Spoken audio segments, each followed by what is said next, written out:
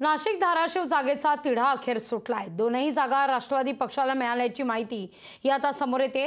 नाशिकमधून छगन भुजबळ यांच्या नावावर शिक्कामोर्तब झाल्याचं कळतंय, तर धाराशिवमधून राष्ट्रवादीकडून विक्रम काळेंना उमेदवारी देण्यात आली। अगदी थोड्याच वेळात तटकरे या दोनही नावांची घोषणा करणार असल्याचं देखील कळतंय। शिंदे गटाचे गोडसे साहेब प्रयत्न करतात। आता ते सिटिंग एमपी आहेत, प्रयत्न करणं अजिबात चूक नाही। भाजपचे जे 100वर नगरसेवक आहेत, ते आमदार आहेत, प्रयत्न करणं अजिबात चूक नाही। त्याचं मला अजिबात दुःख सुद्धा नाही।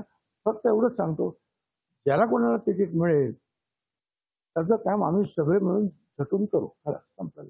सुनील तटकरे काय जाहीर करते आम्हाला माहित नाही, परंतु नाशिकची जागा ही शिवसेनेची आहे, ती शिवसेनेला मिळाली पाहिजे। त्यासाठी आम्ही आग्रही आहोत, कार्यकर्ते आग्रही आहेत आणि आम्ही ती जागा घेणारच या भूमिकेमध्ये आम्ही आलेलो आहोत। लोकशाही मराठी ऐका, पहा, जागरूक रहा।